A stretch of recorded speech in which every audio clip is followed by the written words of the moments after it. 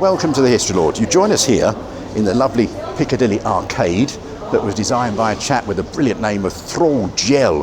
It was opened in 1909. It leads down here into Jermyn Street. Now, that's a Grade 2 listed building, and this, what we're talking about today, is a fairly new sculpture in London. And it's this chap here. This is Beau Brummell. Who's Beau Brummell? Let's find out, shall we?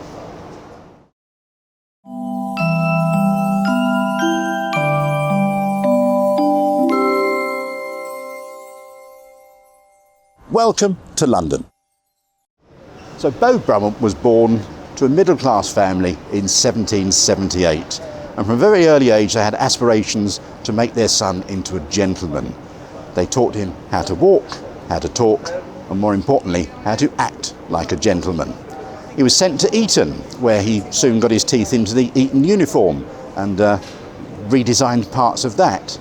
He then went to Oxford University, where he studied, and again his fashion sense came to the fore, and well, he changed part of the Oxford University uniform as well.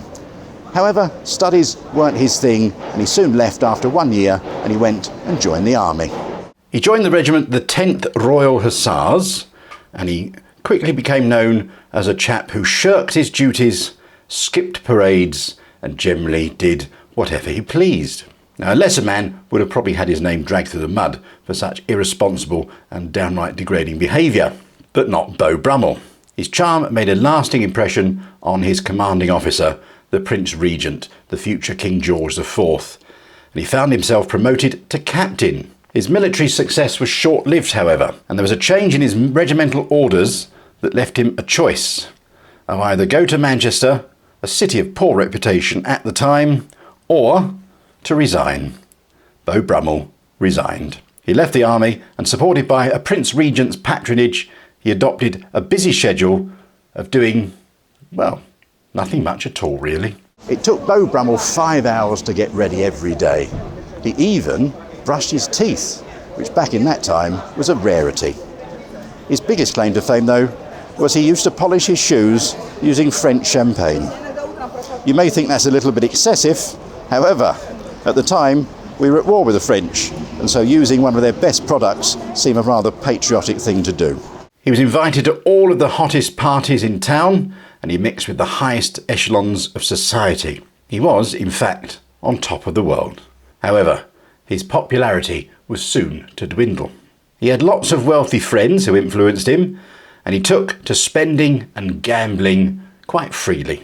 But he lacked their endless riches. He was eventually forced to borrow. Unfortunately, he didn't have the means to pay it back. His debts grew steadily, and his social credit tumbled as a result. The choice he was left with was to flee to France or face debtor's prison.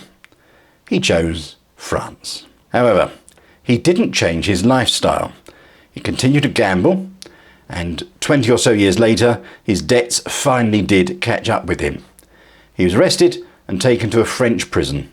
He died 5 years later, penniless and an inmate of La Bonne Souve's asylum. However, his legend has lived on. Now, if he was alive today, he'd probably be a TikToker or a YouTuber or an influencer or things like that. But at the time, he was an influencer of fashion. So that's Beau Brummell for you. There's a little quote down here on his statue, and it says, "To be truly elegant, one should not be noticed." Well, you can't help but notice him at the bottom of the Piccadilly Arcade along Jermyn Street. Thank you very much for watching today. We do hope you enjoy these videos both on YouTube and on TikTok. And if you want to see what we do outside of these videos, please go to historylord.co.uk, see about a walking tour of London, or why not have a look and search for Last Line Films. That's James's YouTube channel as well. Thanks for watching, and we'll see you very soon. Take care. Feeling a little bit underdressed, to be honest.